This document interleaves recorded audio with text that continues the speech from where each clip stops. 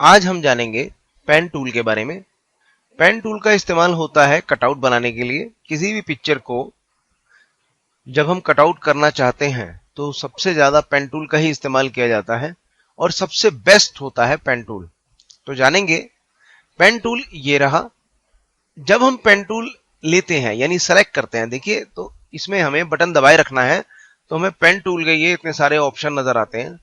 Pen tool, free form pen tool, add anchor point tool, delete anchor point tool and convert point tool.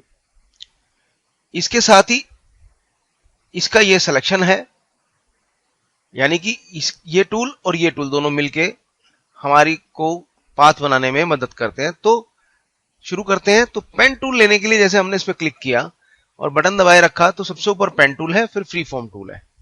तो ये कैसे काम करता है इसको सीखेंगे। तो पेन टूल जब हम ले लेते हैं, सपोज हमने क्लिक किया, पेन टूल हमने ले लिया, ये सिलेक्शन ये बताता है कि अब हमने पेन टूल ले लिया। और जब हम पेन टूल यहां पे लेके आते हैं तो देखिए ये पेन की शेप नजर आती है। अब यहां पे शुरुआत करते वक्त आपने दो बातों का बहुत ध्यान रखना है।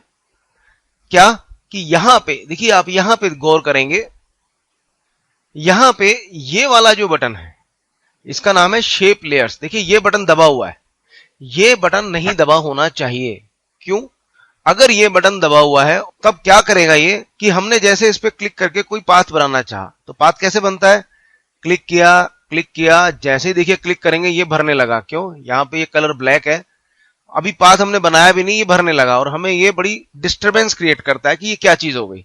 एक्चुअली ये यहाँ पे पाथ के लेयर बनाने लगा है जिसे हम बोलते हैं वेक्टर शेप लेयर। तो ये हमें नहीं चाहिए होती है, तो हम इसको यहां से सेलेक्ट करते हैं, ये डिलीट कर देते हैं ऐसे।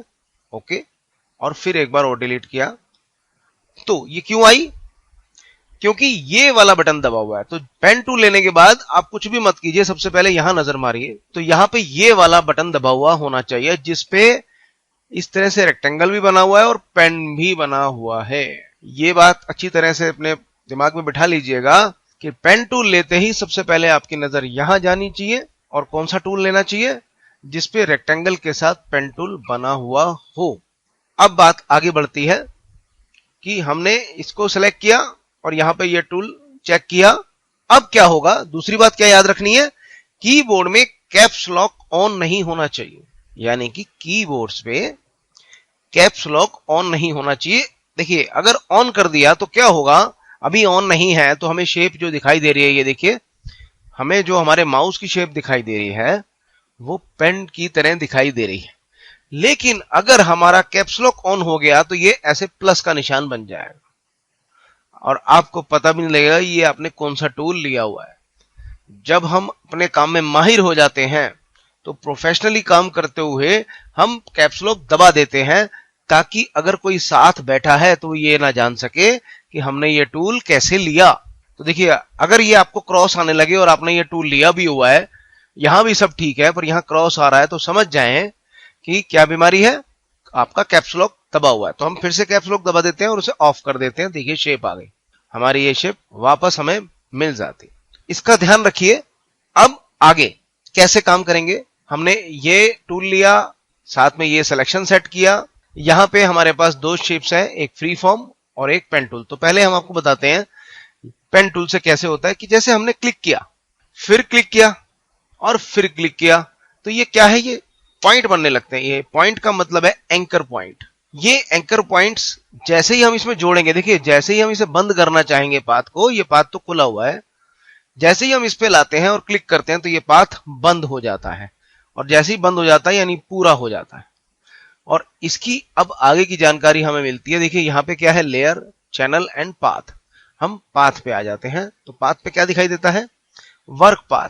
तो ये जो हमने बनाया है ये वर्क पाथ पे बन के सामने आ जाता है। जैसे ही हम कोई पाथ बना लें तो एक खास चीज का और ध्यान रखिए, पाथ बनाते ही जैसे ही ये पाथ पूरा हो जाए आप इस पाथ पे क्लिक कीजिएगा और इस वर्क पाथ के यहाँ पे जो कोने में ये दो एरो, इन पे क्लिक कीजिएगा और सेव पाथ जरूर कर दीजिए। पाथ 1 के नाम से ये सेव हो जाएगा। ओके, तो चलिए हमने ये खत्म किया, हमने फिर एक पाथ लिया और अब हम इसे बना रहे हैं। तो ये कहां बन रहा है, इसी पाथ पे बनने लगा है। अब हम लेयर पे आ जाते हैं, फिर चैनल पे आते हैं, ऐसे काम करते हैं। देन हम एक नई लेयर बनाते हैं। हम अब फिर से ये टूल लेके, ये पाथ टूल लेते हैं। इस बार हम ऐसे ऐसे ऐसे क्लिक करके हमने ये बना दिया। फिर पाथ पे आते हैं, देखिए हमारी सारी चीजें इस पाथ पे बनने लगती हैं, एक ही पाथ पे सारी चीजें सेव होने लगी हैं। पर अगर हमने ऐसा नहीं किया होता और सिर्फ वर्क पाथ पे काम कर रहे होते तो ऐसा होता कि ये बनता और जब हम इसे बनाते तो ये सब गायब हो जाता, जो हमारी मेहनत बेकार हो जाती है। इसीलिए सेव पाथ जरूर करें। अब हमने कहा न्यू पाथ, इसका भी नाम दे दिया ओके। तो अब हम जो पाथ बनाएंगे वो इस पे बनेगा, ये देखिए। तो कोशिश कीजिएगा वर्क पाथ पे काम ना हो, या तो पहले ही पाथ को सेव कर लीजिए फिर काम कीजिए, तो आपकी मेहनत कभी भी गायब नहीं होगी, बेकार नहीं होगी, गुम नहीं होगी। तो अभी आगे जानेंगे। जब हम ये पाथ बना लेते हैं तो हम लेयर्स पे आते हैं, हम इस लेयर पे हैं और हमने ये पाथ लिया हुआ है। अब इस पाथ को सिलेक्शन कैसे करते हैं, यहां से ये लेते हैं और ये डायरेक्ट सिलेक्शन टूल लेते हैं और इस पे क्लिक करते हैं। जैसे ही क्लिक करते हैं तो ये नोड एक्टिव हो जाते हैं, ये देखिए। ये नोड मतलब एंकर पाथ। अब किसी भी एंकर पाथ पे आप क्लिक करें, बटन दबाए दबाए आप उसे खींच के शेप अपनी चेंज कर सकते हैं। देखा आपने, इस तरह से। अब यहां पे आप चाहते हैं कि मुझे एक एंकर पाथ पे एंकर ऐड करना है, जोड़ना है, तो ये ऐड एंकर पाथ पे क्लिक कीजिए। कहीं भी पाथ पे जाइए और आप ऐसे प्लस कर दीजिए। जैसे ही प्लस करेंगे एक नोड और जुड़ जाएगा, ये देखिए। आप इसको भी छेड़ सकते हैं। अब ये जो नोड जुड़ा तो आप देख रहे हैं ये नोड आपका शेप कर रहा है, यानी कि आप इसको कर्व की तरह मूव भी कर सकते हैं। ये देखिए, ये हैंडल है, ये देखिए। हैंडल छेड़ेंगे तो आपका पाथ इस तरह से मूव करेगा। अब क्या देख रहे हैं, ये हैंडल छेड़ रहे हैं तो ये वाला हैंडल से भी काम चल रहा है, ये देखिए। तो इसी के लिए कंट्रोल करने के लिए अलग अलग हमारे पास चीजें हैं। चलिए, हमने ये पाथ टूल ही लेके रखा। अब क्या होगा, अब सब चीजें ऑटोमेटिकली भी हो सकती है, हमें अलग अलग लेने की जरूरत नहीं है। अगर हमने ये पाथ बना लिया, इस पाथ में हम ये एंकर पाथ नहीं चाहते, तो जैसे ही हम इस एंकर पे आते हैं, देखिए माइनस आ गया। अगर किसी एंकर पे लेके आएंगे तो माइनस आएगा। इसका एक ही मतलब है, आप इसे डिलीट कर सकते हैं, क्योंकि यहां पे ऐड तो कर नहीं सकते। अब या तो आप इसे डिलीट करना चाहते हैं तो डिलीट करना चाहें तो डिलीट कर दीजिए। लेकिन जब कभी आप पाथ पे यानी इस लाइन पे चल रहे हैं तो आप देखिए ये निशान प्लस का होने लगेगा। इसका मतलब आप यहां ऐड कर दीजिए, आप यहां ऐड कर दीजिए, आप यहां ऐड कर दीजिए, आप यहां ऐड कर दीजिए। अब जब भी हम कोई क्लिक करते हैं तो जनरली वो लाइन की तरह हमें दिखता है। अगर उस लाइन को हमने ऐसे शेप में बदलना चाहते हैं, यानी कर्व करना चाहते हैं, तो यहां से ये देखिए क्या नाम है, कन्वर्ट पॉइंट टूल। इस पे क्लिक कीजिए। जिसको भी क्लिक करेंगे, क्लिक करके यानी एंकर पाथ पे क्लिक करिए और बटन दबाए दबाए इसको छेड़ दीजिए। ये देखिए, अब देखिए, अब आपको ये मिल ही नहीं रहा। तो उसके लिए क्या कर सकते हैं, आप कंट्रोल की दबाइए, टेम्परेरी आपको ये डायरेक्ट वाला पाथ मिल जाएगा।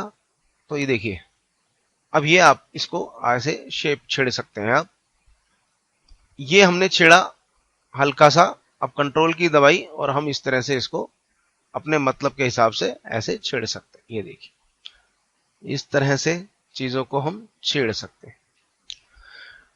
अब अगर आप चाहते हैं कि ये चीज इधर से तो घूम रही है, इधर से ना घूमे, बस एक तरफ से ही घूमे, तो अल्ट की लीजिएगा और इस पे क्लिक कर दीजिए, बस। अब क्या देख रहे हैं आप कि बस ये घूमेगा, वो वाला नहीं घूमेगा।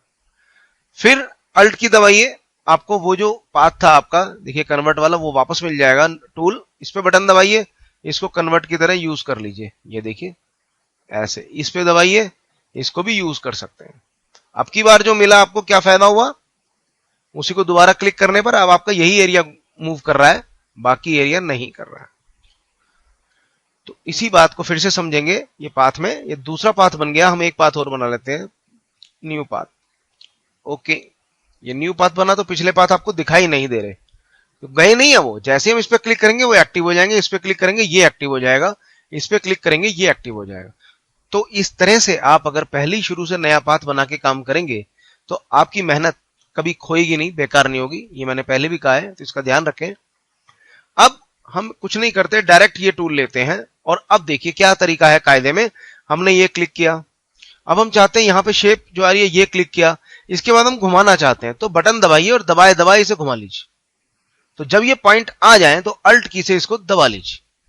अब कंट्रोल की दबाइए तो ये आप इस तरह से चीजों को इस्तेमाल कर सकते। तो अल्ट कंट्रोल का इस्तेमाल करते हुए आप इस पाथ को बना सकते हैं, शेप कर सकते हैं।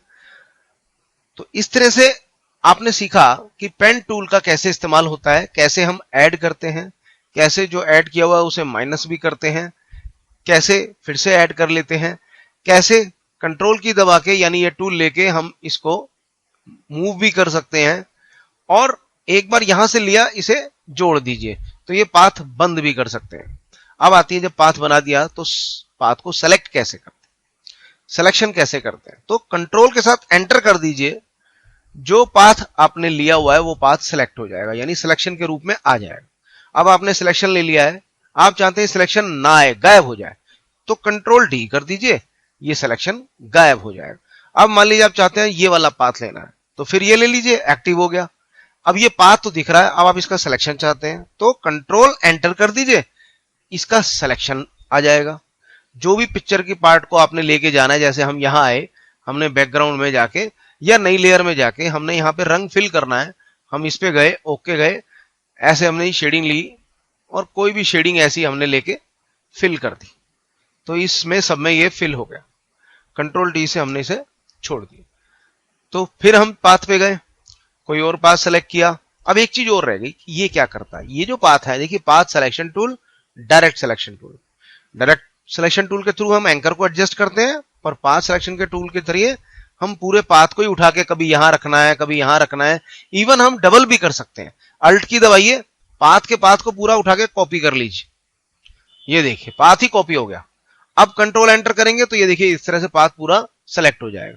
तो इसी तरह से हम पाथ का इस्तेमाल करते हैं। अगले ट्यूटोरियल में सीखेंगे कि इस पाथ के द्वारा कटआउट कैसे बनाते हैं। प्रोफेशनल ट्रेनिंग के लिए हमारी वेबसाइट जरूर देखिएगा, www.cdrhindi.in। धन्यवाद। हमारे और भी वीडियो ट्यूटोरियल्स देखने के लिए आप google.com पे जाके संजय माकर टाइप कीजिए, SANJAYMAKAR, और जब आप गूगल सर्च पे क्लिक करेंगे तो सबसे ऊपर ही हमारा YouTube का चैनल नजर आएगा, इसका नाम है संजय माकर YouTube। जब आप इस पे क्लिक करेंगे तो आप हमारे वीडियो चैनल पे पहुंच जाते हैं, और यहां पे अगर आप ये सब्सक्राइब बटन दबा देते हैं तो आपको बस अपना ईमेल एड्रेस डालना होगा। उसके बाद जब भी कभी हम नया वीडियो डालेंगे तो ये वीडियो आपको आपके मेल पे मिल जाया करेगा। यहाँ पे सेक्शन है कोरल ड्रा इन हिंदी और फोटोशॉप ट्यूटोरियल्स। अगर आप कोरल ड्रा की सीरीज को देखना चाहते हैं तो आप बस इस पे क्लिक कीजिएगा। इस पे क्लिक करने के बाद आपको हमारे स्टेप बाय स्टेप सेट किए हुए ट्यूटोरियल मिलेंगे, यानी कि कौन सा पहले देखा जाए, उसके बाद कौन सा देखा जाए, ये हमने सेट किया हुआ है। लर्न कोरल ड्रा इन हिंदी फर्स्ट डे ट्यूटोरियल, ये ट्यूटोरियल्स हमारे actual professional Corel Draw course के पार्ट हैं। जो फर्स्ट डे की हमने क्लासेस हैं वो आपको फ्री में यहाँ पे सैंपल के रूप में दी हुई हैं। आप इन्हें चेक करेंगे तो पता लगेगा कि ऐसा कोर्स आपको कितने काम आने वाला है, और इस कोर्स में कैसे सिखाया गया है, किस तकनीक से सिखाया गया है, ये आप इसके जरिए जान सकते हैं। इसके अलावा और भी जानकारी जो है आप स्टेप बाय स्टेप करते चले जाएं तो आप बहुत आसानी से कोरल ड्रा को सीख सकते हैं। लेकिन याद रखिएगा ये सिर्फ सैंपल भर है, जो हमारी एक्चुअल ट्रेनिंग है उसमें आपको डीवीडीज में मिलता है पूरा कोर्स, और उसमें और भी प्रोफेशनल वीडियोस आपको मिलते हैं। तो हम बात कर रहे थे, सब्सक्राइब कर लेंगे तो आपको हमारे जो भी नए वीडियोस हैं आपको मिल जाएंगे। इसके अलावा ये हमारी साइट है जिसमें आपको हमारे कोर्स की पूरी जानकारी मिलती है। यहीं पे आपके लिए बहुत सी बातें हैं, हमारे स्टूडेंट की लिस्ट भी आपको मिलेगी, इनकम की बातें, कुछ हमने प्रैक्टिकल बातें हैं जो आपके लिए रखी हैं, कुछ कहानियों के रूप में आपको जानकारियां दी हैं जो कि आप यहाँ पे क्लिक करके उन्हें ले सकते हैं।